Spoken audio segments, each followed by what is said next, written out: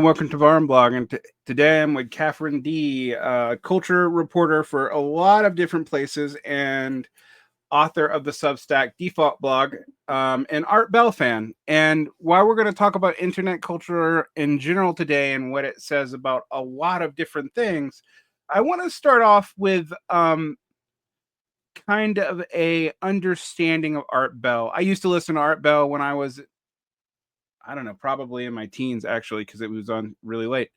And I am of the generation that would have heard him at midnight to 3 a.m. on a radio in Georgia. And he's often seen as a precursor to a lot of conspiracy culture, but I actually kind of think it's a misreading, and I think you do too. So how do you think people misunderstand the Art Bell phenomenon, and in what way is he kind of a precursor to internet culture today? So, I think people like to compare him to Alex Jones a lot. Alex Jones actually got his start on Coast to Coast, or I guess not his start, but he was a regular. He'd call in all the time. And I don't know if maybe like the misunderstanding comes from there, just sort of like some broad strokes. It's both conspiracies, but he wasn't as much of a libertarian as he was. He wasn't political in the same way as an Infowars became. He certainly wasn't.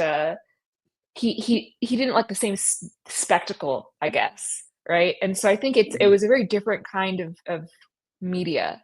It was much closer to, I'm gonna go out on a limb and say it was closer to Joe Rogan maybe, than like an Infowars. Well, to go there, since my audience is largely left wing, how is Joe Rogan different than Infowars? Because a lot of my audience probably doesn't listen to it, either one of them. Sure. So I as that was coming out of my mouth, I realized like maybe that needs some qualifications too. Um, I mean, Joe Rogan obviously has a political slant, particularly now. He didn't always. It wasn't he wasn't always this outgrowth of like the heterodox center moving into uh, kind of the light right. Like he's obviously not like full right wing, but he's the entry, he's the door into it. I happen to agree with that analysis. But like when I was listening to Joe Rogan like years and years and years ago, I thought of him as like he just have anybody on, they just shoot the shit, talk about issues of the day, things that maybe weren't always socially sanctioned or like seemed even a little bit goofy. He doesn't do like paranormal stuff, and he never did, but it was like very free flowing, kind of just like alt topics. And I guess over time, right, it's become much more political. Infowars, on the other hand, started in a similar space, but Alex Jones has always loved spectacle. He's always loved to cause problems. Early days, he got into trouble with the city of Austin all the time because he was like constantly starting drama. It's the end of the world. This, and he basically he was like yelling fire in a crowded theater, in different ways, and that wasn't the Art Bell ethos at all. Art Bell was more like, let's have Willie Nelson on and just talk about ghosts, right? It was a very different vibe.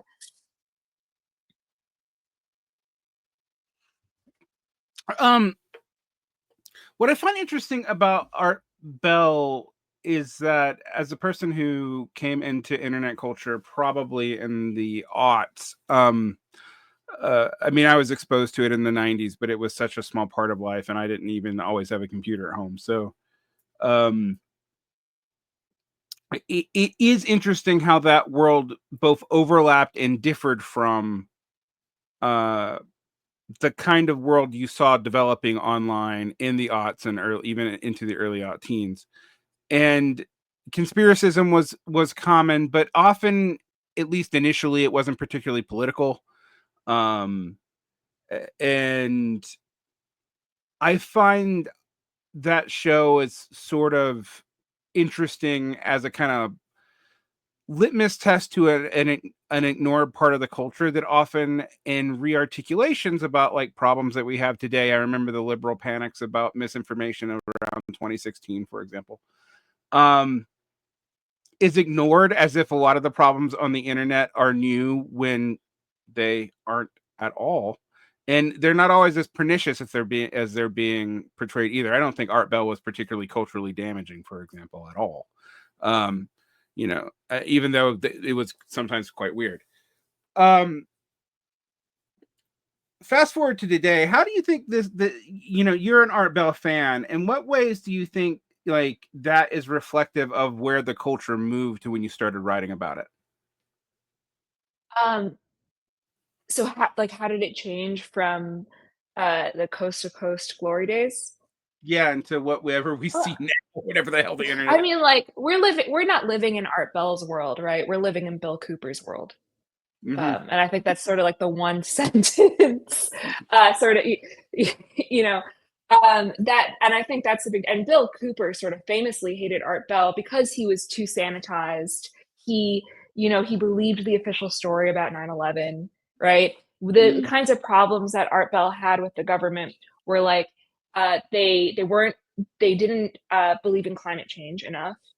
He was for like marijuana legalization, things like this. So like he like this sort of like soft libertarianism, whereas like a Bill Cooper was like really anti-establishment and really conspiratorial, and people were after him. The government was out. I mean, within the narrative universe of his mind, and maybe in reality, who knows? Um, and much more out there. Um, like if I had to do like a spectrum, I'd say like on the far like the super crazy, right? You have someone like William Luther Pierce who did the Turner Diaries and cosmotheism. Art Bell had him on, gave him a fair shake, and then was like, "Sorry, dude, I'm not buying what you're selling." Then you have like a Bill Cooper, and then you have an Art Bell who's, I mean, he's entertainment, right? He's not Right. trying to make you suspicious. He's trying to like kind of creep you out and maybe you know hear out some strange stories. Like when he has like Father Malachi Martin on, who like very famously was this like exorcist. That's not to make you think like uh, Bill Clinton at the time is possessed by demons. It's like, maybe when you're home alone at night, that bump in the night, maybe that's it. That is a demon, right? And that, I think that's the big difference. Everything became political, even and spaces that were already in their own way political became political in a different way. Yeah, I think that seems to be my experience of it. I remember when Cooper died, and for a lot of my audience, this will probably be not a realm of the world that they're used to, but Cooper died, I think, in November of 2001. Um, and he was charged with aggravated assault. And basically, he got into a shootout with the Apache County Sheriff deputies, which is definitely more of living the life that he was projecting. Um, but I always think about Alex Jones too, because Alex Jones seems to be like the mutant love child of Art Bell and Bill Cooper in a lot of ways, and his spectacle has always been to both build on and differentiate himself from that. I think. Um, what's your take on that? I mean, it's interesting because I think Bill Cooper is almost a forgotten figure, and yet I agree with you that we do live in his world. Yeah, I Um, mean, what really pissed me off, and I mean for no reason. I don't know why I took it so personally, but when on X or Twitter or whatever, I think it was like Tucker Carlson went like super viral by saying Alex Jones vindicated about 9/11. mhm. Alex Jones has been right the whole time. Nobody in that space liked Alex Jones because he was always like copying their shit and making it more sensational. Even Bill Cooper, right? I'm like, what do you mean Alex Jones vindicated? If anyone's vindicated, it's Bill Cooper who's vindicated. I agree that Jones is like the mutant love child of the two. Um, because he used to be a lot more eccentric and a lot not less political, but it wasn't it wasn't in the same way. Like I remember an episode of InfoWars where like he was doing like candle magic, right? Like I would he ever do that today? I mean, I haven't watched InfoWars since pre-Trump, but like like probably not, right? Like that would be the completely out of the realm of possibility. I'm sure with his new expanded audience. Um, yeah, I mean, one of the things that I've noticed as a person who has popped in and out of the Alex Jones world to like get a feel for certain elements of that culture, and I should be clear, I come out of I know that I'm a Marxist podcaster, but I actually come out of a pretty far right milieu, and I knew a lot of people in the '90s who were in the Bill Cooper slash um Alex Jones space, and Alex Jones was always kind of treated as a gateway drug. But what I have seen, like following his career from like when he would go on and do stuff, when like he would be the weird guy in the Linklater movie in the early Yeah.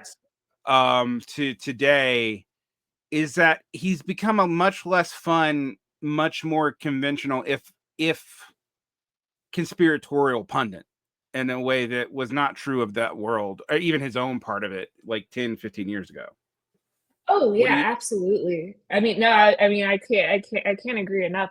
I think a lot of the fun has been sucked out of this stuff, and like even when it kind of like every now and then I'll see like a far right commentator, like gesture to like Lemuria or something, just like something Mhm. that was a little bit more lighthearted, and it's always in this like smug, like own the libs kind of way. Like even when it comes back, it's like not curious or playful or even entertaining. It is all very serious.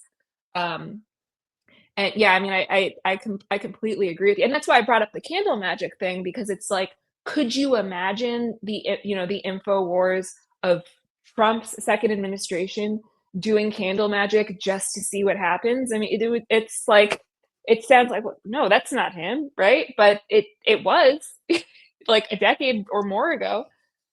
Yeah. The other thing is not that these most of these figures weren't religious, but the Alex Jones world has become more particularly religious in weird but not interesting ways.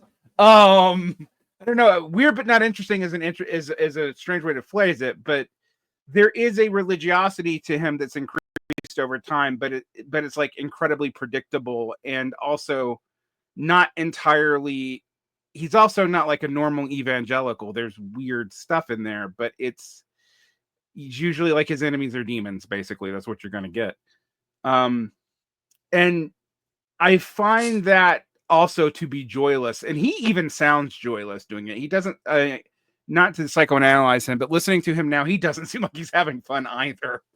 Um, but how do you like? Why do you think there is such an obsession with the Alex Jones world from people on the left? Because I think they often misread it pretty profoundly.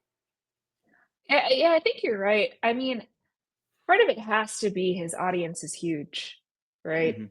Um, you walk in on like your dad streaming Infowars onto the TV in the living room, and you're like, well, what is this, right? And they do say some like kooky stuff and encourage some kooky things. I don't think they're. I think we both agree it's not dangerous in the precise way the left thinks, um, but it is a sideshow if you're used to um, traditional cable news, right? Yeah. Um, it's also I also find that uh for a lot of well-meaning, well-educated white progressive people, it's their exposure to parts of, say, religious culture or fringe elements of the South and the exurbs or stuff like that that they just don't know at all.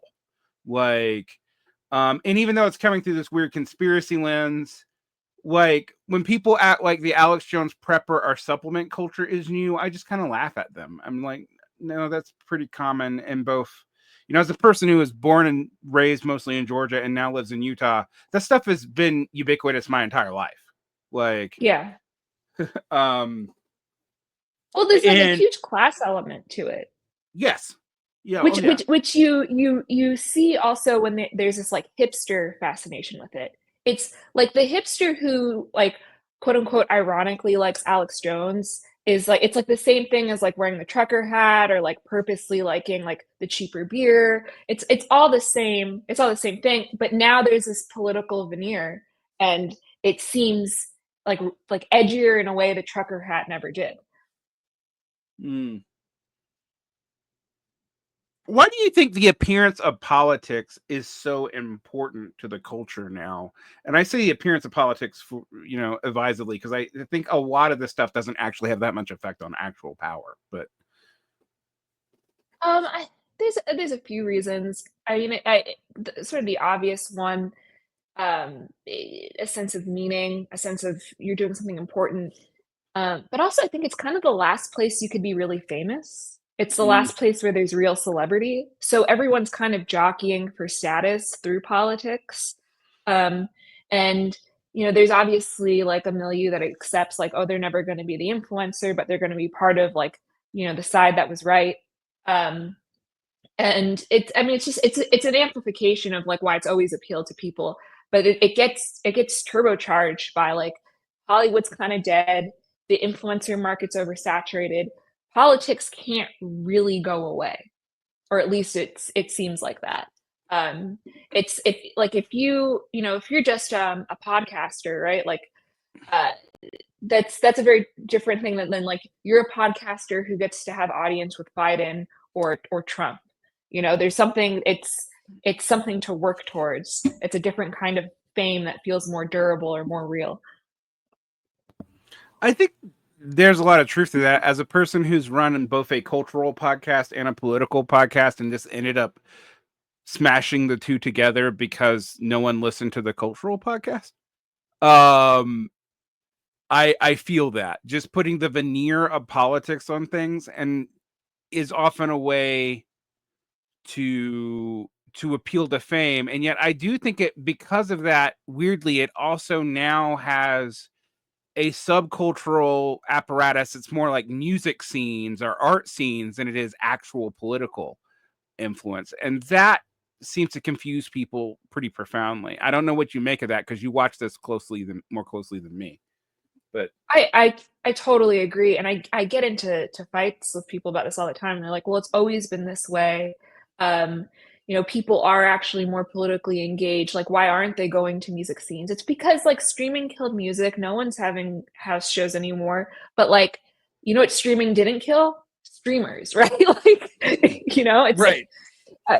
like it's a part of it is that the technology changed. I think COVID definitely accelerated things for two reasons, right? It drove everyone inside, and um, it also like people felt like they were like waking up, like all that kind of percolating stuff from like Gamergate, um, people getting red pilled when Trump was president.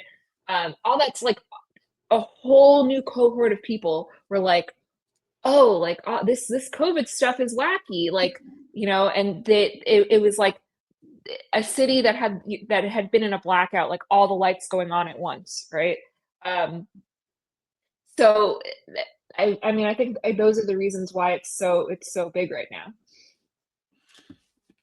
So one of the things I wanted to pivot to, but I will tie it back into our first discussion about Art Bell and the politicization of everything, is that I find that your writing about American culture is pretty accurate from taking a temperature about where social media is or where streamers are, etc., without reading it through the narratives put on it by a lot of more conventional punditry. And one of your more obvious predictions is that everyone is claiming that, particularly on the left, but even in liberal media, and I do make a distinction, that like X is not reflective of the American zeitgeist. And I do think while X does promote some really anti-social variants of American thought, I've always seen it as like, even if the engagement's inorganic, it's where I can find the id of certain tendencies in American thought. Like whatever people are probably projecting about their wants, they're going to state it on X, probably more than even a lot of other social media platforms. And you've made the same argument that a lot of people ignored what was going on there in ways that led them to completely misread the culture. What about the situation around X/Twitter has, for people who still call it that, I'm still not used to calling it X. It's such a bad name, but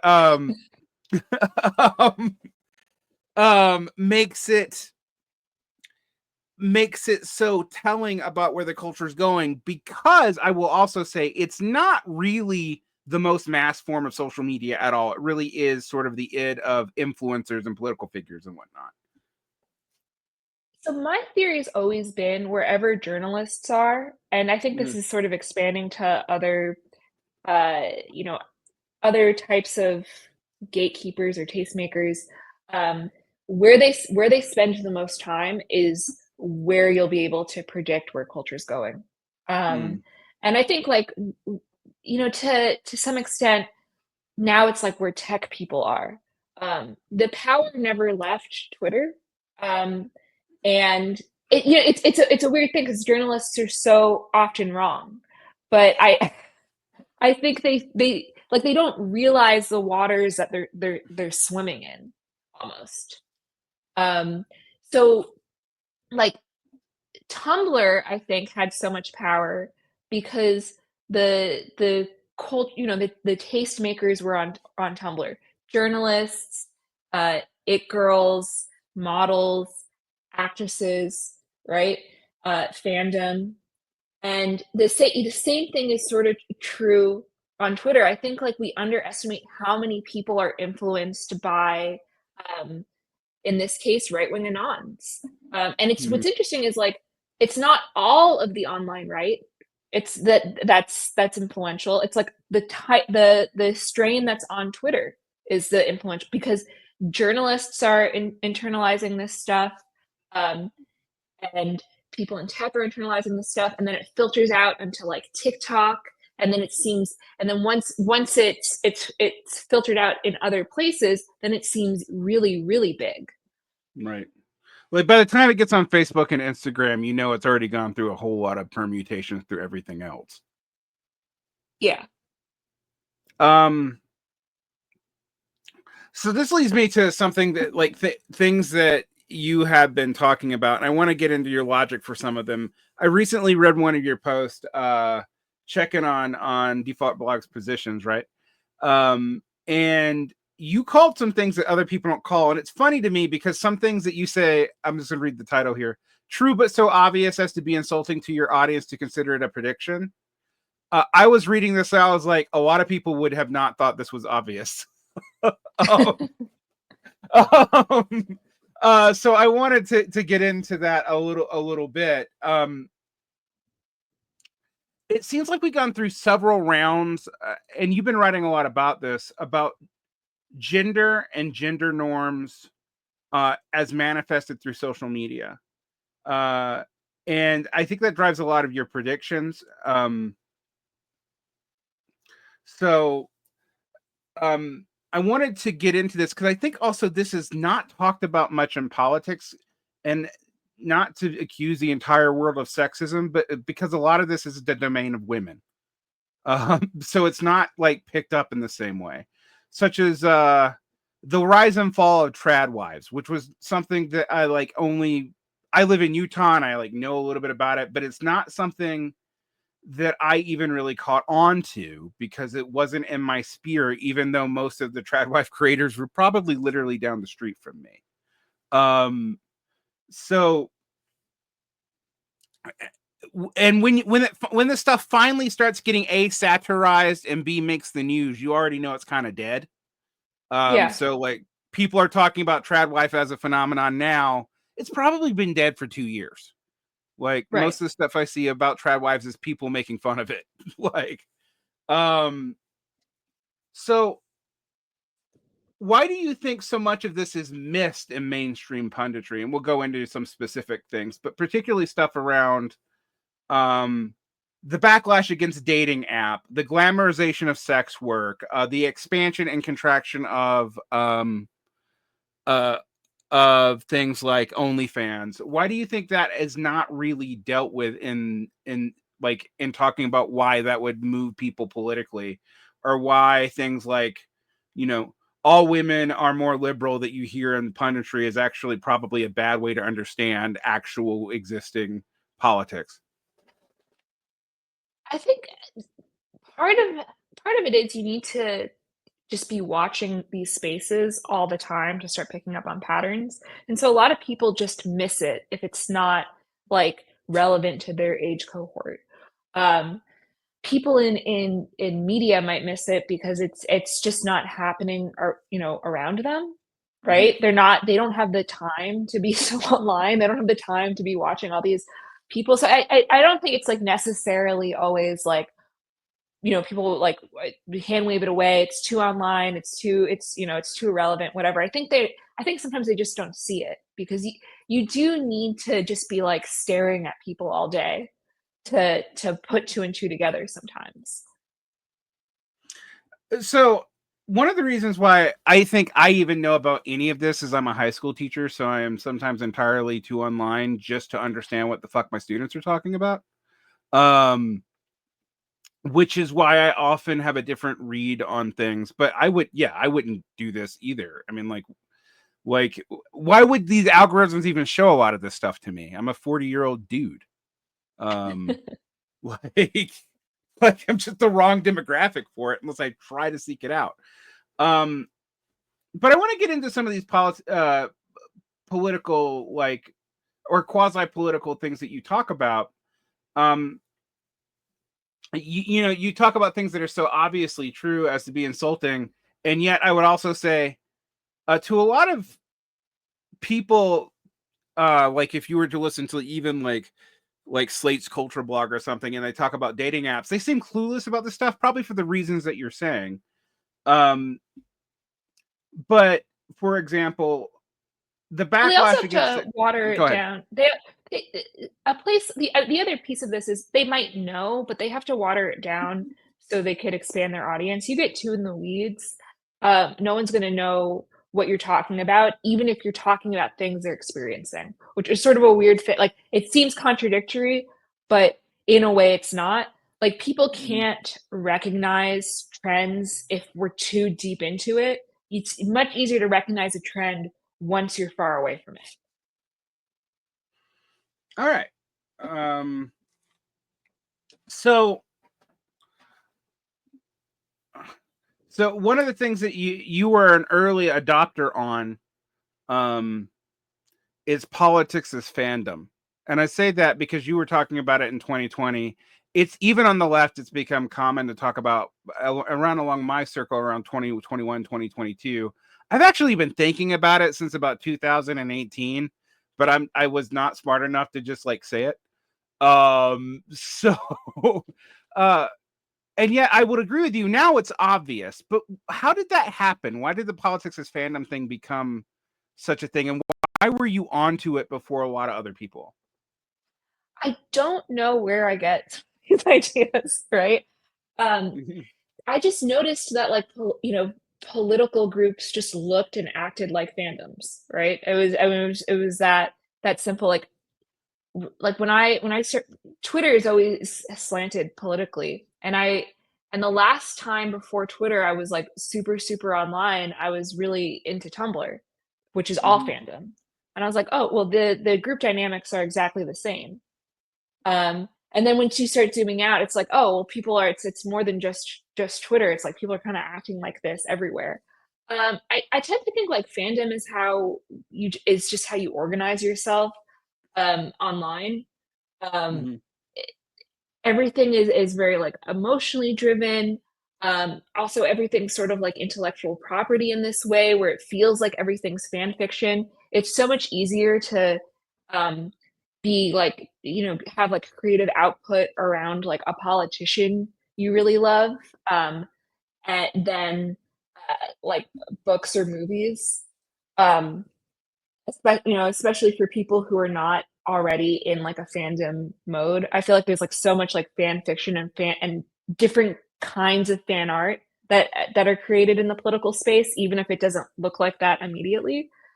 Um, but but yeah, I mean, I think we just like the way things are organized, it's just like around media properties and personalities, and then the the communication structure is through these like works of fan worship. Mm-hmm. Um, one of the reasons why I've been sort of my gut has been telling me that Trump was going to win since about 2022, which is a weird thing to say, but then my head has been always arguing against that. Not out of hopes, because I actually don't have.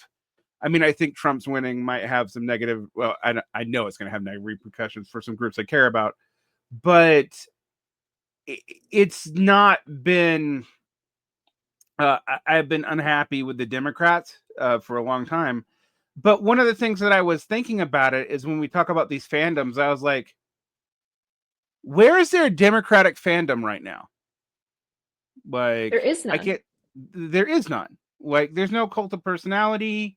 There's no, like, people complain about the K Hive, but we all know they weren't really real. Like, um, It was very, very anemic.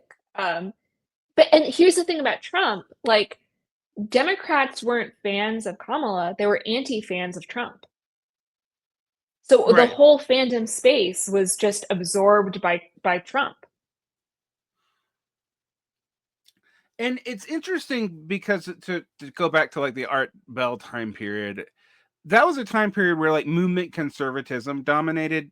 Like what liberals were doing or triangulating was based on responding to movement conservatism. But that was not really about fandoms in the same way. I mean, yet today it seems like this like nebulous vibes around Trump. And it is vibes. I mean, we could get into technicalities like what people think Trump believes. People project all sorts of things onto him. um that's not new politically. I don't want to sound like it. I don't want to be naive and it's like, oh, this is something we've never seen before. That's of course not true. We've seen that with political leaders forever. But there's something about the fandom nature of that actually like also coalesces people in a way that they're not really seeing what other people are projecting onto this person. um Even within the fan base, I don't just mean like amongst the enemies. I mean like a lot of people who like Trump for contradictory reasons, which is an interesting thing to see. But you predicted that he was going to win the election a little early. Why? What were you seeing about that? Was just a lack of any positive fandom in the Democrats? I mean, what do you think was going on there? I mean, yeah, that's exactly it. Like there was the it was too anemic. There was no there all of the energy like was directed towards Trump, whether it was against Trump or for Trump. And you to win it, you can't really do like it's not that people were like so against uh Kamala, right? It was just that Mm. like she was kind of like a void. She was like a black hole. And I think if there's nothing to get emotionally invested in, to emotionally anchor in, you're just not gonna do it. I mean, that's why Biden felt so kind of surprising and astroturfed. Right? I won't get into the like was the election stolen discourse or anything, but it's because like where's the energy around him? Where's like who's interested? Even negatively, even in a negative sense, it just didn't. It just wasn't there. No, I mean, my own understanding of the Biden situation was that the center of the Democratic Party couldn't find anything, and then they all stepped aside and put the old guy in front, basically, like strategically. And And it was a moment of panic. And I actually, not even to get into the my ongoing theory that makes a lot of people uncomfortable, but if the pandemic hadn't happened, which is a big counterfactual, I don't think the Democrats win that election no matter what. And I think that probably makes a lot of people uncomfortable, but I think that created the space for a whole lot of movement. You also called, though, something that that I didn't entirely see, although I probably should have from following these people for a long time, which is that the anti-woke elements of the center were going to follow in the footsteps of the IDW and move more and more right wing. What indicated that to you, and why? I mean, you said it was obvious, and I think it's obvious in hindsight, but I don't know that it was obvious at the time. So I'm always thinking about who's your audience, what are you selling? And a lot of my analysis it just boils down to like, mostly those questions, right? There's a couple of others that guide it, and it's like, where are they gonna go? Right? Like, something I was wrong about is I thought, well, like an option is maybe we see more of like a Richard Hanania type, this sort of post-right, fuck the chuds kind of figure. But that doesn't really seem to appeal to people as much. And we're getting more and more polarized. So where does the anti-woke center go? They can't stay in the center. They can't go to the left, certainly. So they're gonna keep moving further right as people continue to novelty seek as polarization increases. Well, one of the things that I saw was this attempt to build an anti-woke left, and that was like dead on arrival. What do you think that was? I don't, I don't know. I will say I'm noticing there's elements. I don't want to say elements of the left, maybe just free floating elements, right? Who are leftists, who are woke, but in this self-critical way, and that seems to be appealing to people. I think I don't know. Maybe people are too precious about identity politics. Maybe it's something like it wasn't clearly enough differentiated from the right. And that could be a huge component of it. Like no one's really talking about. I mean, I'm sure some people are, but like in the masses, no one's really talking about policy or theory. So you need something easy and simplified for people to hook into.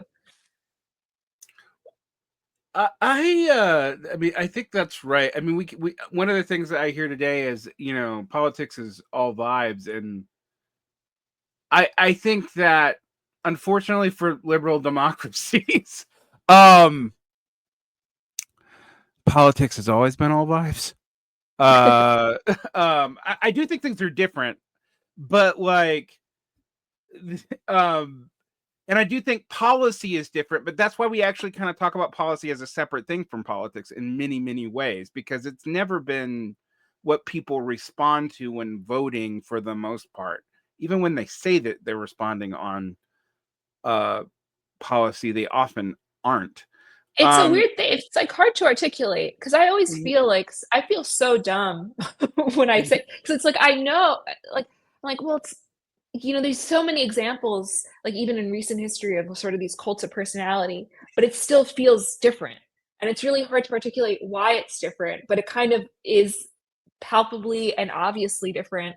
But then like I don't know what I don't know what the language is to describe it. Like maybe it's the scale of the emotional investment. It's something about people creating media products around these things.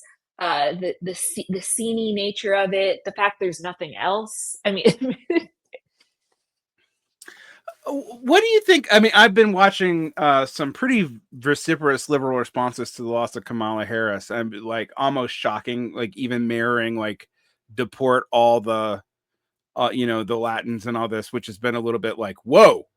That's crazy. Yeah. And I don't think it's as common as we're seeing on social media, because these things are so shocking that people are sharing them. Like it's like, but what do you think that says about I mean, I think everybody is sort of like wokeness as we understood it in the aught teens is kind of dead. But what do you think that says about that strategy? Because there are some old media heads who are about my age who don't want to drop it, and academics don't want to drop it either. The identity way of explaining everything, and the current election really makes that harder to maintain. Yeah, I mean, I definitely, I don't think the even joking about mass deportation is that common, right? Although I have seen things like that both shared as like memes and just like firsthand people posting like that. But what's interesting there is like people have always sort of have always had that reaction, and it's always been pointed out as hypocritical. Um, Yeah. I'm not totally convinced though that wokeness is going to go away on the left. Okay. I encounter it in real life all the time. Um, and it doesn't I think it's gonna take it's sort of it's getting easier. Like it's harder to cancel people or to shame people. I think that's true. But I mean I don't wanna say that. I always feel uncomfortable saying, like, the left because I don't really like, when I'm talking about just, like, ordinary progressives.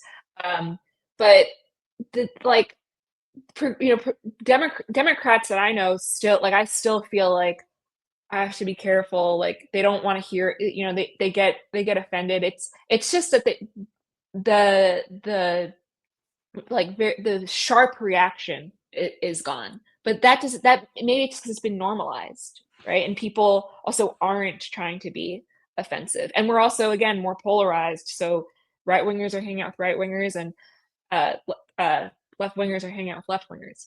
Yeah, it, it is odd to be in a situation like I am, where I'm like I live in Gomorrah, aka Salt Lake City, which is a very liberal progressive place, but where you can't move and have friends here without knowing very conservative Mormons, and you kind of have to be friends with them. But it is rare. This is actually one of the few places where that still happens a lot.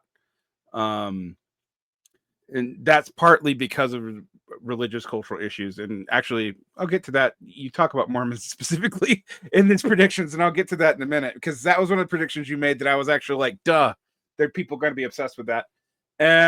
But one thing I wanted to talk about though is like, do you think that these politeness codes is partly a function of education and educational capital? I don't know. I don't actually know.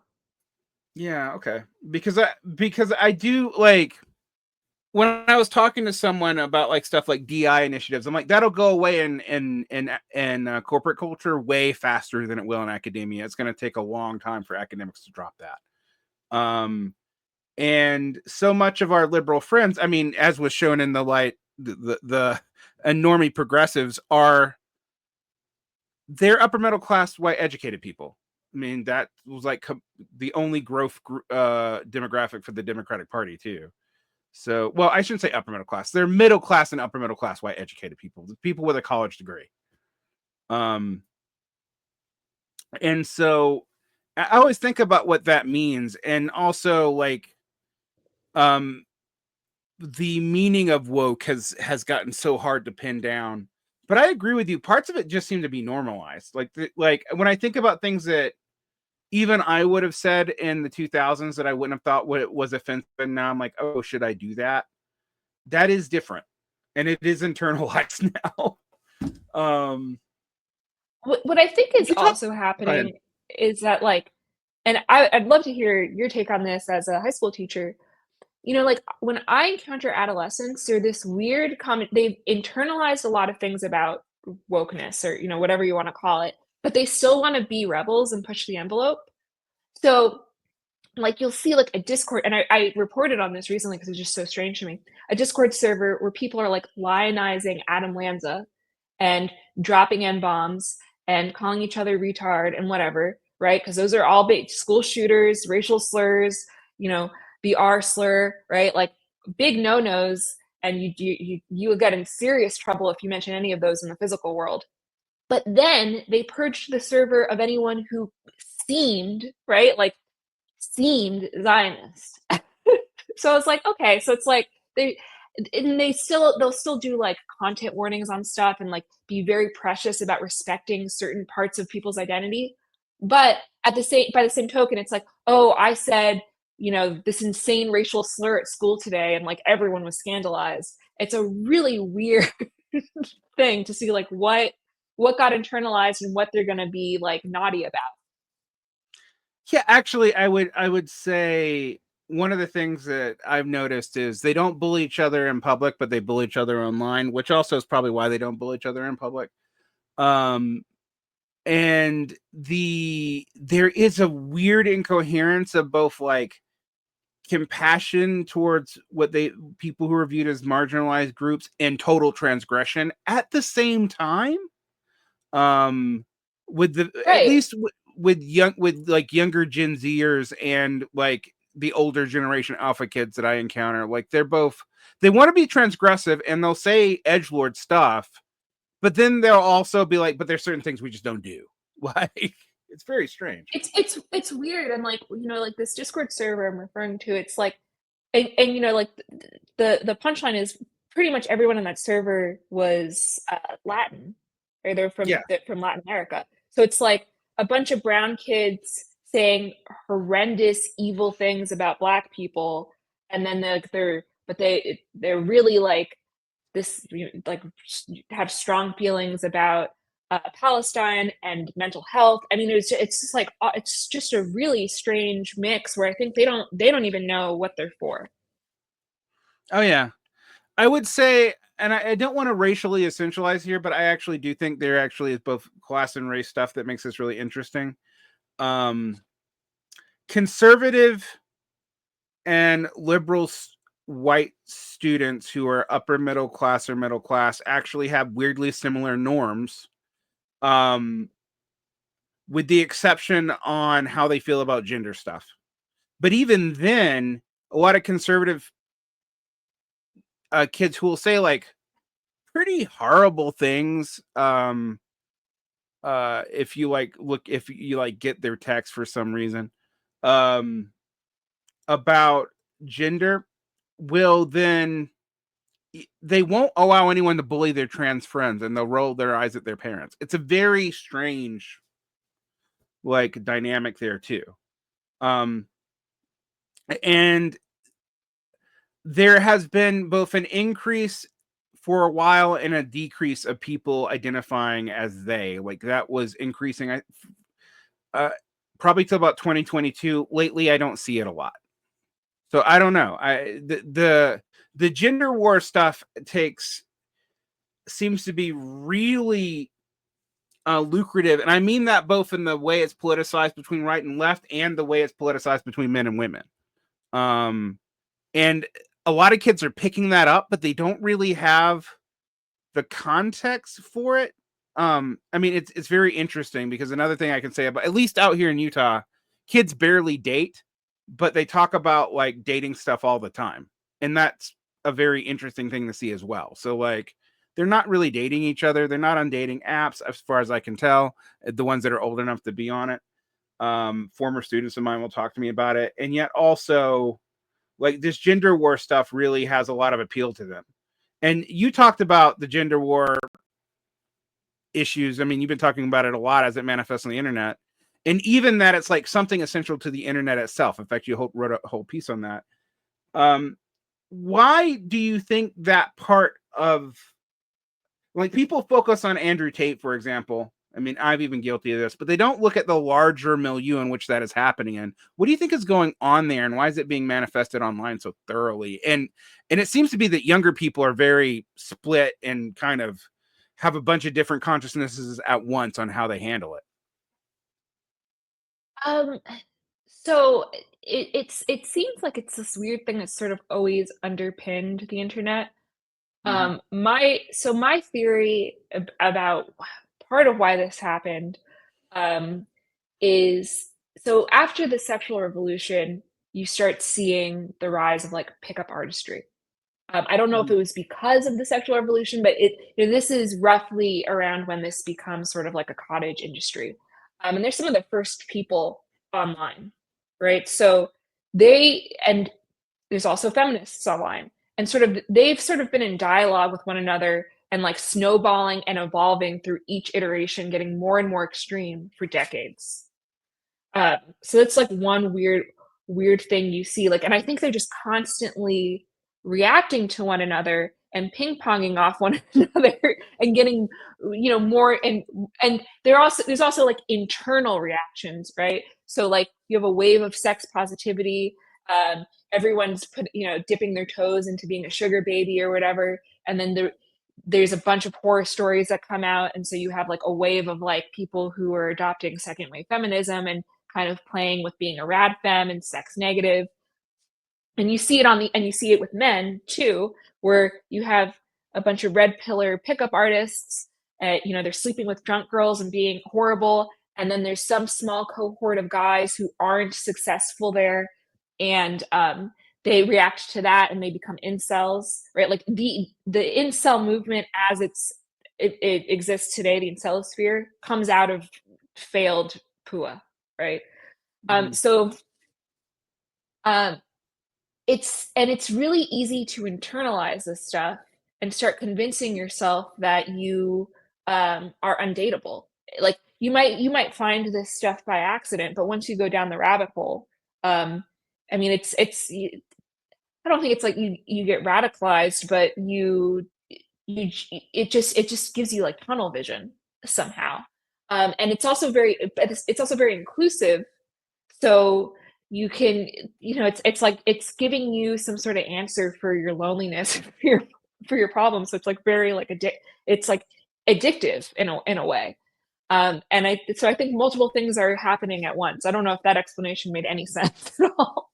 No, it makes a ton of sense to me, and I want to take being a dirty communist, I wanted to talk about the class element of this a little bit, because one thing I don't see talked about a lot, that a lot of this gender war stuff explicitly touches on, is that blue collar working class men of all races are dating less and less, marrying less and less, having fewer and fewer children. And yes, that's true of everybody, but it's like pronouncedly more true of them.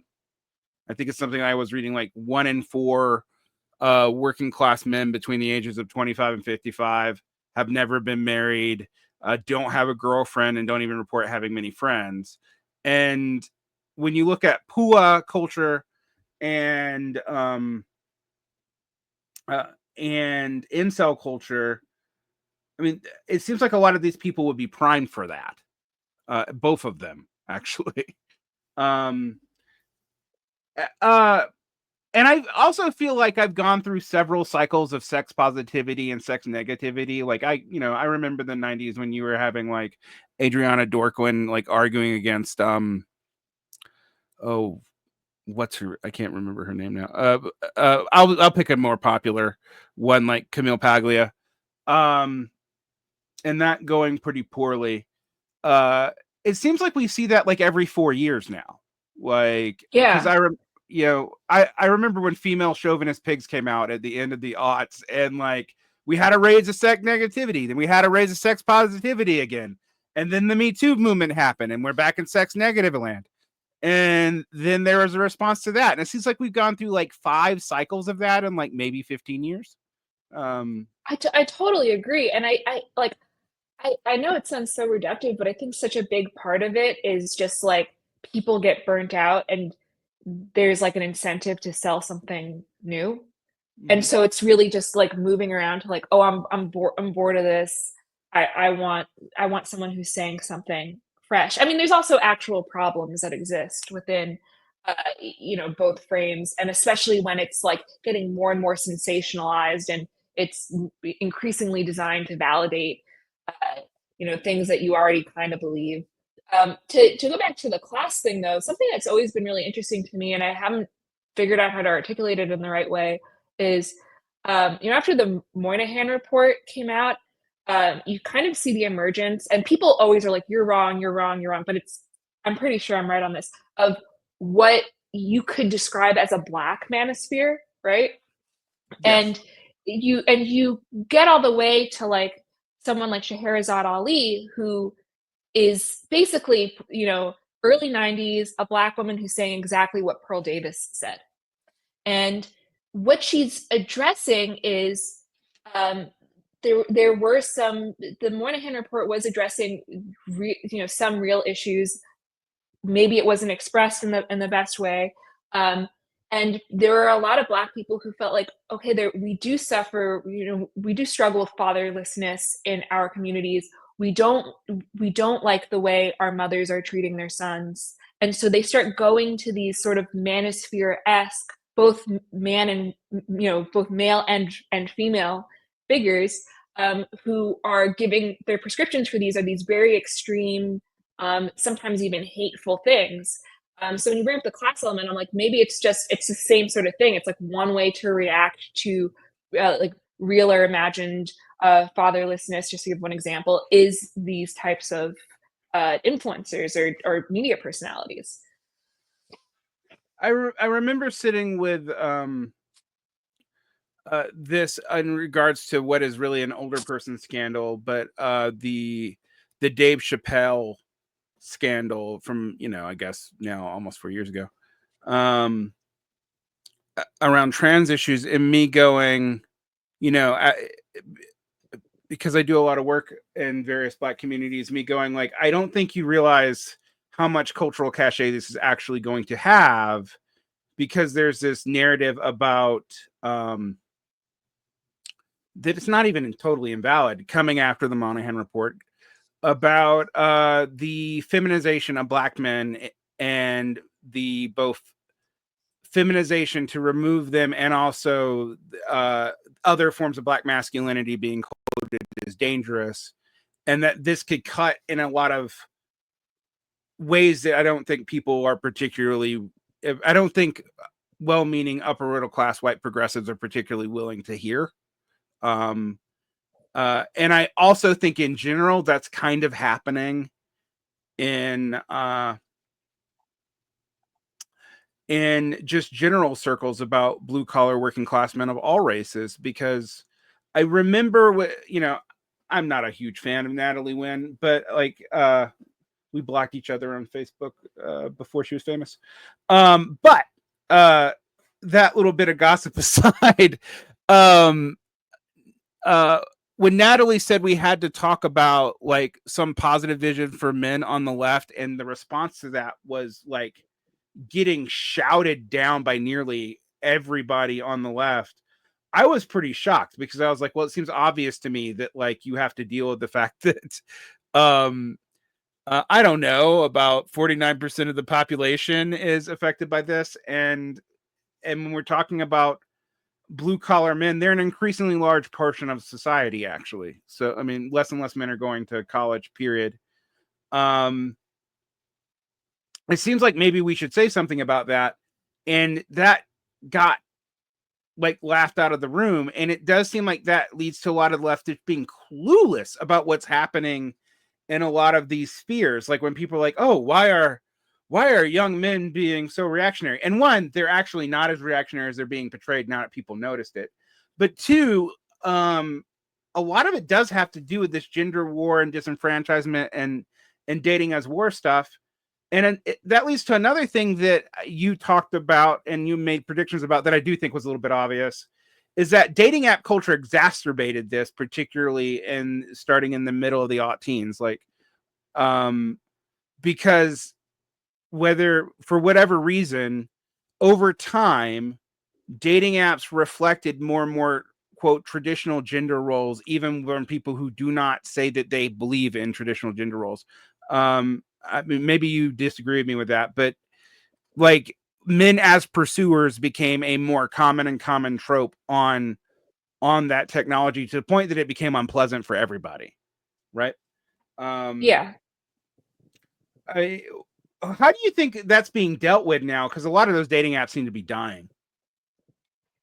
I think people are trying to find alternatives. I mean, there's a lot of attempts at like matchmaking and personal ads on very local, small scales. I'm seeing a lot of like flyers. I mean, this is really anecdotal, like for like speed dating and things like that. A lot of Substacks I subscribe to do like speed dating events in whatever city they're based in.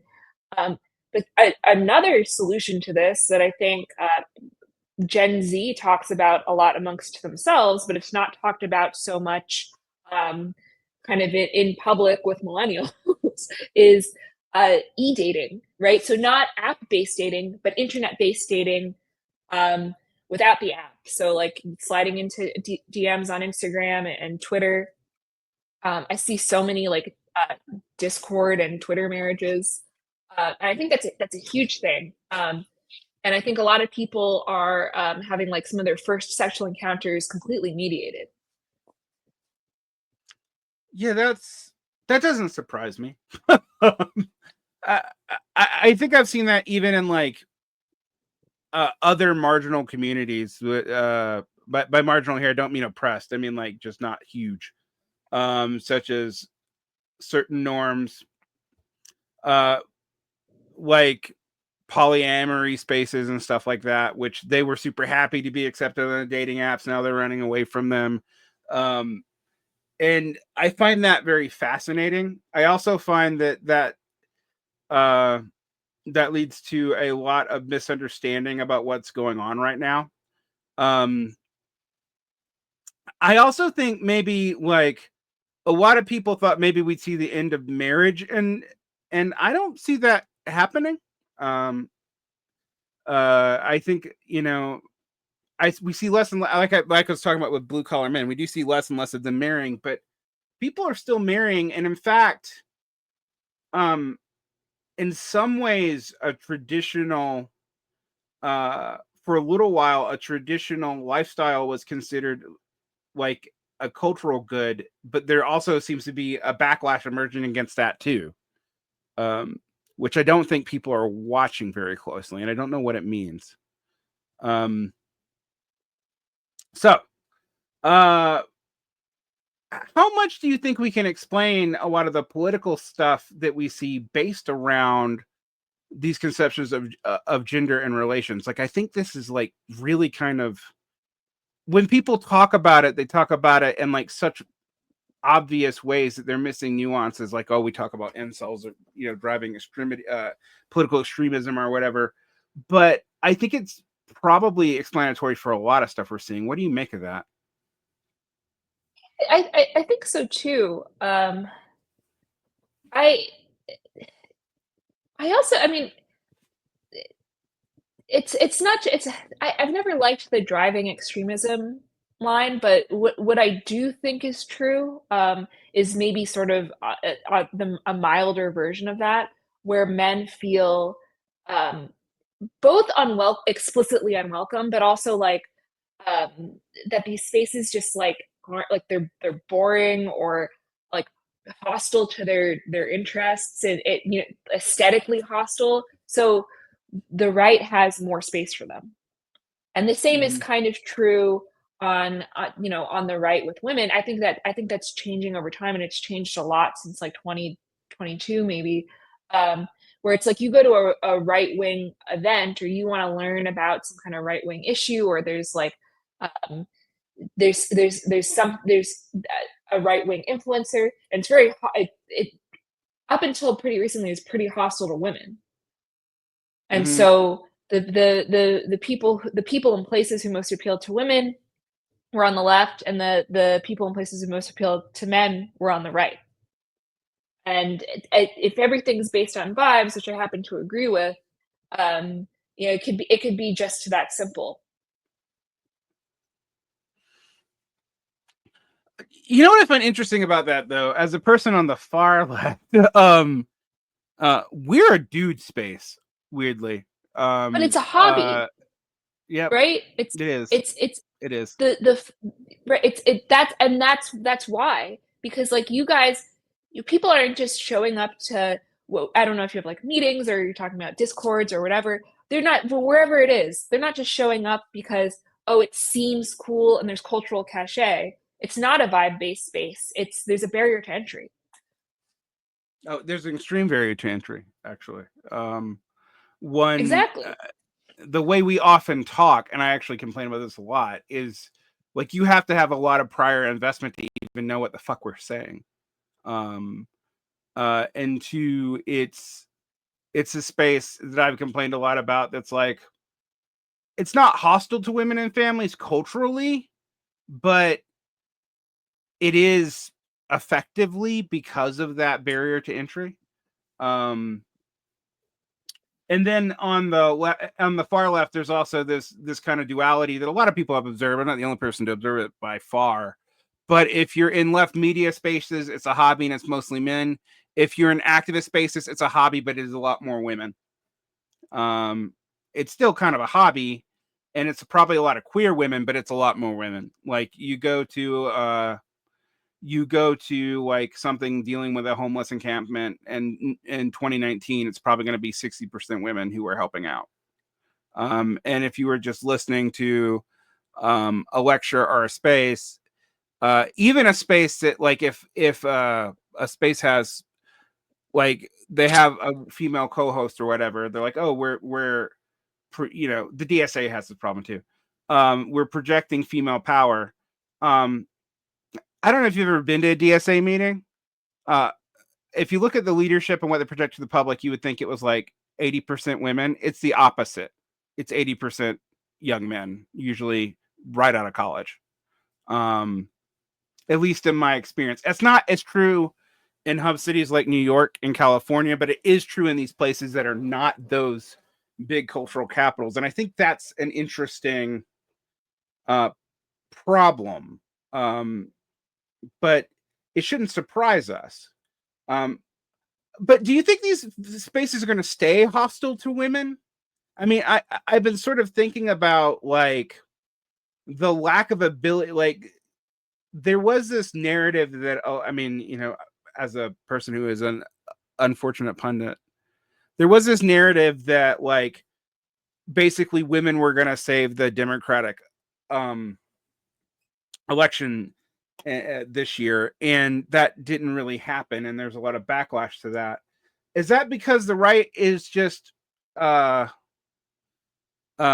becoming less hostile to women, or is there something else going on there? What do you think is going on there? It's definitely less hostile to women, and that feels very recent. There is like a cool factor to it now, that I don't think was there.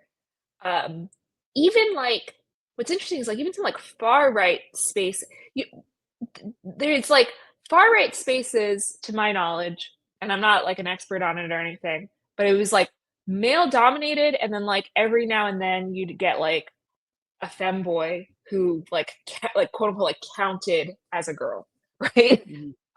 And then like maybe your odd like completely loony bin woman.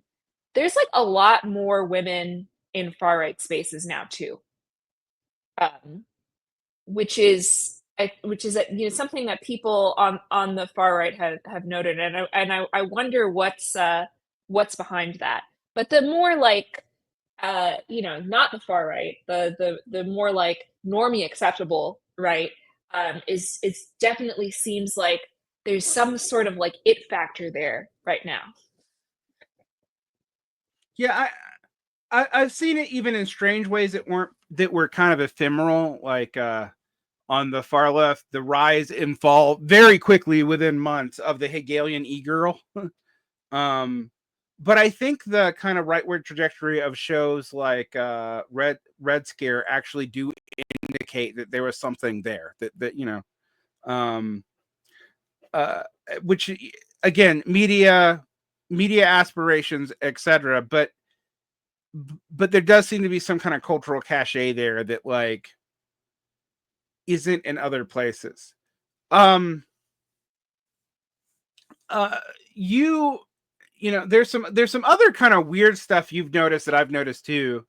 Um, as a person who lives in Utah, I've been fascinated with the rise, fall, and rise of aspirational Mormon culture. And then I started noticing, because I follow that the algorithm started giving me Amish stuff, which is fascinating because I don't associate those two groups together at all. Why do you think that is happening? What does that say about like this weird intersection between traditionalism and technology, which is something you do write about quite a bit? Yeah, um, I think it's the same reason people are attracted to nationalism, right? It's a vision of stability, and it's not quite. It doesn't have the baggage that like nationalism has. Um, it's like look at these nice people with good teeth who are baking, and they they're also, even though we're viewing it through the lens of TikToks and Instagram Reels, um, they're not like sullied by technology in the same way. Like it's Mm-hmm. this place, it's like almost like this picture beyond um, the dystopia we either live in or think we live in. Mm-hmm. Um, they they don't have the same concerns about sex. They're having children. They're physically doing things. There's a sense of community. There's a sense that people know one another. There's a sense of purpose. Well, I bring it up. I mean, the LDS thing is actually interesting in that there is a decline in them having children. Yeah. But that isn't what you see.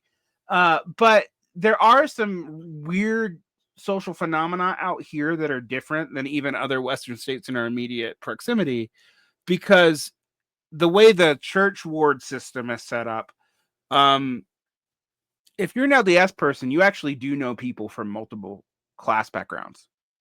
And that's not true for evangelical Christians or secular people for the most part. It's just not. It's a little bit more true for Catholics, but even that's a little questionable.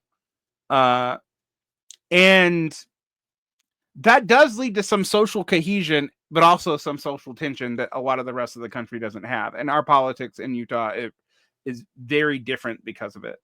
Um, the Amish thing, I think, though, is an even more like, that's even less modern, right? I mean, like, Mormons still look like normal people, even though they have nice teeth and break bread and make bread. But the Amish are almost often exoticized the way we exoticize, like the way people in the 60s and 70s would exoticize like Asian religions, as something completely uncorrupted by Western, uh, insert whatever vibe you want to insert there. Um, and I find that fascinating. Although I also find it interesting that a lot of the influencers who are showing Amish culture are ex-Amish. They're not Amish, and they're kind of just like, Or they're Mennonites. yeah, they're Mennonites. Yeah, yeah, yeah, Or exactly. you They're know what you like, see a lot? They're faking it, and they're none of the above. There's been a couple of like scandals, which is really weird. that is not something I would have put in my 2024 bingo cards. Would be fake Amish influencers. Uh, um, but it almost has to be the case. Uh,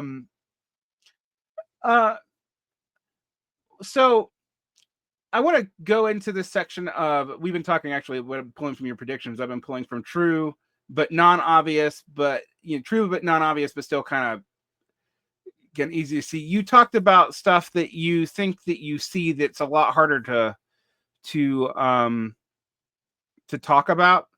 And these are big. Interestingly, all these are a little bit bigger issues, but you're talking about the return of human biodiversity as a culture war focus, which is an old culture war focus. It's actually almost a 90s culture war focus, and it came kind of back in the lead up to Trump. But ironically, the first Trump administration actually led to it going away. Um, do you think it's coming back? And what are the counter indicators? Because you seem very unclear about whether or not you think that one's on the way back up. I I thought it was coming back, because you were seeing it move more into the center. Mm-hmm. And like there was like Steve Saylor's rehabilitation tour, um, and uh, there. I mean, there's all sorts of like at least to me, and I'm like, I spend all my time marinating in right-wing media, so I might be wrong here, right? And that's part of Mhm. my lack of clarity. Like, it feels like people are talking about it more, and you're seeing it in more and more mainstream right-wing venues. But then it's like, to me, like, I don't think that, Steve Saylor, especially at this point, is that scandalous, but maybe, like, some of your listeners are hearing me sort of, like, blithely reference him, and they're like, "What the fuck is this? Who is this girl? Like, what is she talking about?" Right, yeah. Like, I can't really tell. Like, I thought we were getting to a point where, like, maybe it's back on the discourse menu. Who knows? But it's hard for me to take a temperature on that. Historically, since that term has been developed, whenever there's a liberal administration towards the end of it, you start seeing it coming back up. I mean, even the term, although the term is interesting, right? Because its origins are actually a left-wing anthropological term that was immediately co-opted by right-wingers. Um, but it is interesting to think about. The one thing that I think pushes against it, even on the right, is the right wing seems to be more of a multiracial coalition than it was even 10 years ago. So I don't But know. Mhm. I don't think that makes a difference necessarily. I don't think that. I mean, maybe from, like, there are people who might think, like, "Oh, this isn't good optically," but I don't think that, HBD is something that only appeals to certain races, right? I think it's sorta everyone who's interested in it is interested in it. Do you know what I mean? Right, yeah. No, I get it. Um, One thing that you saw that I thought was going to become a nonpartisan issue, and because I started seeing porn addiction talked about a lot, even amongst normies, and that used to be only an evangelical talking point, was porn brain being talked about more in the general culture. And it seems to almost have started, but I agree with you. I can't say if it's coming up or not. What is the discourse around porn amongst younger people these days? I actually don't. I'm a teacher. They're not going to talk to me about something that I'm too uncool Sure. for that. Like, Um, it seems like people feel really damaged by porn, like, they almost feel like they were, like, molested by it. mm, Like, when I do, and I'm interviewing people who are a little bit older, but, like, if I'm talking to a 23-year-old, or a 25-year-old, they're like, "I wish I didn't start looking at porn at 11." And I hear a lot of that. And so there's this sense that they were exposed to it too early. There's also this sort of ambient sense that it's causing erectile dysfunction. Um, I've looked into that extensively, and it's unclear how true that is. My pet theory about porn is that, like, our brains are super plastic, and if you if you detox from it, you'll be fine. It's just whether or not you'll relapse for whatever reasons we're pushing you towards it. Um, but yeah, I mean, it just seems like people, like, they just, yeah, they feel like they, were kinda unhinged about their own use, and they're kind of reacting to themselves. well, one of the things that made me think about this, and you said you made this prediction in 2001, but I was thinking also about the left backlash towards Billie Eilish of all people, about a quote about feeling attacked by porn, and I was surprised that the left was so, like, responded to that as if it was like this big cultural no. And because I actually don't know why um, uh, uh, leftists would necessarily think that, even separate from sex work. Uh, I actually think we could separate that out.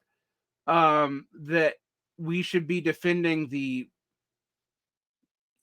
exposure to porn to children as non-damaging.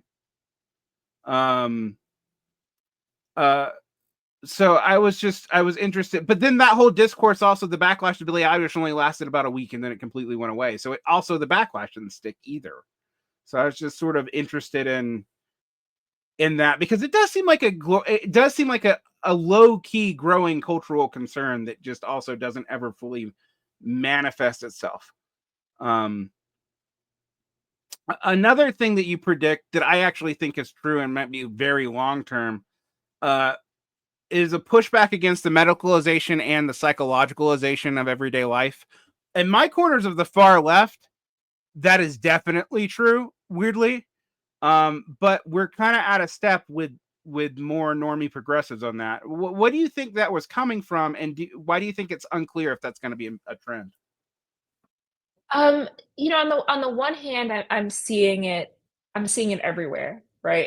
I mean, it's clear. It's so the pipeline is so clear. Like you get labeled as something, so you could be sold something, Mhm. right? And when it gets to the point where the thing you're being sold is a pill, as an antidepressant, um, or whatever, an expensive therapy course or something, um, it's damaging. And I think it also can be annoying, and it alienates you from other people. I think part of the rise of like ketamine and psychedelic therapy is, or at least part of the appeal to people is like, okay, maybe like I don't feel great, but this is a lot less of a it's not the commitment that getting on Zoloft is. Um, the something about like the medicalization of everything also just like you if you turn everything into a problem that can be solved with a pill, like what is a problem that can be solved through connection? And it's very like basic point, but I've been seeing people sort of everywhere kind of complaining about it. The reason I don't know if it's actually gonna if we've actually reached the tipping point with that, Mhm. um, is because there are so many people who, you know, are uncomfortable, um, or really suffering, and who who are already sort of in this framework of like, this is anxiety. I take a pill for anxiety. I talk to my therapist, and they're not in a position to push back on it. Yeah, I mean, one thing I've been thinking about is how this could be complicated by the fact that the medical system seems to kind of be falling apart at the moment. Well, this Um, stuff is like DTC, right? Like that's right. a big part of it. It's like you get whatever pill you want from, Circle Medicine or whatever it is, and then like you see some like cheapo therapist. That's true, actually. Yeah. Um, y- I have talked a lot about both aspirational around therapy culture. And while therapy's still kind of expensive, usually, I mean, if you're paying at retail, probably $70 to $100 a session, it's not as expensive as it used to be. Um, and it's becoming much more ubiquitous, even in non upper middle class circles. Like I just, it's a, but it's interesting to me because there was a pushback on that with young men who were getting tired of being told to go to therapy all the time, and they'd be like, "It's expensive." um, and so which is fair actually. um so I'm wondering where that's going to go, and I don't mean to imply that people shouldn't go to therapy or it's all cultural, but like some of it seems to be cultural, and and the medicalization thing seems to be very thorough. But the other thing that I'm seeing, and I don't see this so much on X/Twitter, but I do see it on TikTok, is aspirational therapy TikTok isn't going away either. Like there's still plenty of that content. Like it's actually still everywhere. So I find that there just seems to be like an interesting tension there, and I don't know what's going to win out. I want to go to predictions you made that were wrong, but not to like chastise you, because I want to start with the ones I thought were also going to be true. Okay. Um, uh, one of which was um, I thought that um, we would see, for example, I thought we'd see a lot of younger millennial women having children, and we haven't seen that. Why do you think that is? Um, they're single. It's a big part Yeah. of it. they can't afford it. Something I get really pissed off at with the right is like saying like, well, your grandparents did it, right? And it's like, well, my at least in my case, like my grandmother like made her clothing and food was higher quality and it was like it wasn't easier to be poor, but it was being poor was a lot different. And it was probably easier to have children And while not being very particularly wealthy. yeah, I don't know. I'm not quite sure your age, but I could just tell you that my grandparents, having kids was actually an economic, at least neutral thing, as opposed to just a cost. Um, because they worked. So it's I find that like that part of that's just not talked about. And I also agree with you. Like, yeah, people made their own clothes. The society was less complex, so replicating that society was less complex. And today, children are just. I mean, I don't want to. I'm sure people love their kids. I don't want to sound like they don't. But they're a cost. They're a big cost. That's why even cultures that really value them, like the LDS, you're seeing less and less of them. Uh, an LDS culture used to be pretty normal to teach kids who had like 6, 7 siblings, and now it's 3 or 2 is more normal because who can afford 6 to 8 kids? Like I mean, that's the other thing is crazy. like you don't know anyone in your community and like you don't want to hire a stranger or send your child to a daycare where they like might get molested or something. And that might not even be a real risk, but as I'm a parent and as I've been so inculcated with like uh everyone is a potential molester and here's this terrifying story of a baby who died by accident in daycare. And it's like it's very hard, right? Like to Right. have this information, even if it's completely imaginary. Because Eh, and like walking into these places not knowing anyone at all. Well, that's actually one of the things I always think about when I listen to the right. As a person who's interested in anthropology, I'm like, there used to be a lot more allo parents too, and I'm just using a technical term for the adults that you trusted in your community who would help you raise your kids. Like, who has that now? Like, we don't even trust people who are like certified to do it for both good and bad reasons. Um, I don't want to say that all that parents' fears are made up because they're actually not. Uh, but there's just things that we're not honest about. Also, there's like kids aren't allowed in public spaces anymore. You could actually get in legal trouble for some of it. There's just a lot of stuff that isn't dealt with in this at all. Another thing that you said that I thought was going to be true and that isn't is I thought the woke anti-woke stuff was going to be dead already. I really did. I was like, can we get over this? This is so like um and while there seems to be more reflexivity or like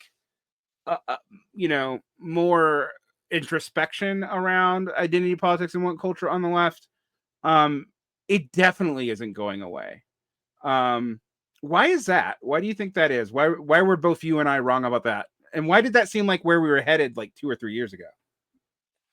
It because I think it's what we discussed earlier. Like things became internalized, and also like the punishment doesn't feel as sharp. But it's still, I mean, it still clearly exists, right? Like people still get punished for crossing certain, like to use like again like a very mild example, like there are certain like publications where I feel like I can't pitch, or certain places where I don't feel welcome because I'm too right coded, and I'm not someone who's saying anything controversial or that you wouldn't be able to say on like cable TV. But there's something about like my vibe that is just a little bit too right wing and but I've just internalized that's true. So I'm like, I'm not even going to try anymore. And I think that's kind of what happened with everyone, and that creates the illusion that it's dying down when it's actually not. And I also think the right has become a little bit louder and a little bit more visible. I mean, I Mhm. think what's really going on is like it more people are just going to the right and saying fuck it. Well, yeah, I mean, this is part of why canceling people doesn't really work now is because you just become a right winger and have an audience immediately. Um, And I do think, this is a tale as old as time, or at least as old as Whittaker Chambers, but like the I left the left but is not going to go away anytime soon. Even if we don't even really know, I mean, I'll tell you as a person who studies the left, I'm not sure I know what it is anymore. Like, as separate from the Democratic Party, it's like a hydra of like vibes that don't really get along. And I have my own class analysis and all that, but that's not something that's easily, like transferred into a culture in any way. I had one other thing that I thought was going to be interesting. I thought that Mastodon was not going to be super popular because when I tried to use it myself, I'm like, this is really confusing and hard, and everyone who tells me it isn't seems to be lying. But I thought that you'd see journalists move to other mediums than X because they all threatened to do it, and some did move to Bluesky for a little while. But Bluesky weirdly has kind of become a progressive echo chamber that's also very small. Like, it doesn't. It's just not a lot. Like, there's not a lot going on over there, and I can also say it's a progressive echo chamber that makes that even I'm like, I don't know, man. I don't want to get scolded for like talking about crime rates ever. So it's just it didn't seem to have the same appeal. So I thought maybe you see stuff going to TikTok or Instagram, but we haven't. Why do you think that is? Harder to use, harder to set up an audience. I think it's very discouraging, like, if you have, like, 300,000 followers on X, to move to TikTok with 0, and then, like, maybe 2,000 follow you over. You feel like a doofus trying to, like, you don't know you're not used to looking at yourself on video, right? Or, like, whatever it is. I think some people were smart, and every time a new platform would start to, uh, you know, pick up steam, would hop on and build their audience, and some people are just better on some platforms than others, and it's like humiliating and time consuming. Oh yeah. I have even though I'm a YouTuber, I have tried occasionally to do reels on on Instagram to see if I could pivot over to TikTok, and I'm just like, no, I'm not that person. I'm just not. Um so I do think now this is a point to kind of pivot towards what a little bit about what we haven't talked about. Where do you see a lot of this going? I mean, particularly one of the things that fascinates me is you are right coded, but I've never read anything from you that's like explicitly right wing.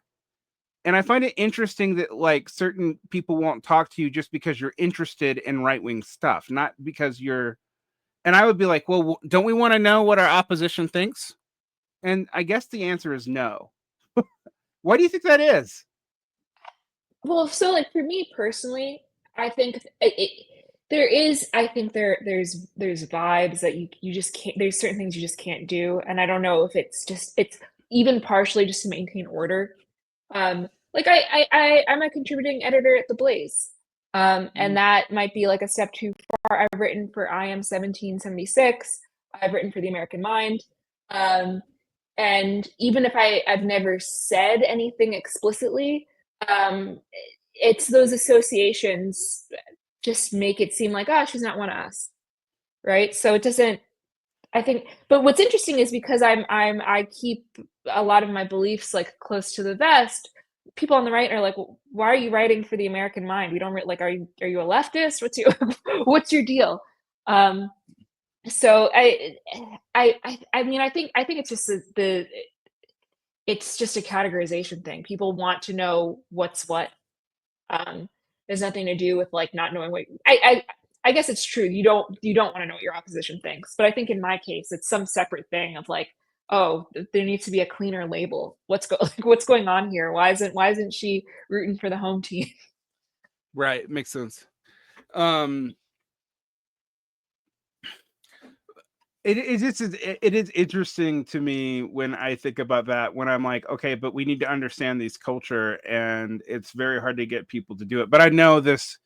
I know, for example, even a source that publishes both left and right wing. If I was to publish an article in Compact Magazine, I would lose probably about a tenth of my subscribers overnight. I know that. And that's despite the fact people know I know Sohrab Ahmari. So it's a weird dynamic right now. But I think you're probably right. It might be both personal and this larger cultural phenomenon. I want to thank you for coming on. Is there anything you'd like to plug? Just my blog, default.blog. Yeah, and I think people should read it. I'm fascinated by it, actually. And it's interesting to get at the younger parts of right wing culture. I am not. I feel like I'm too old to even fake to get in there. I just don't even know how I do it. So, it's good to read someone writing about it. Thank you so much, Katherine. Yeah, thanks for having me on.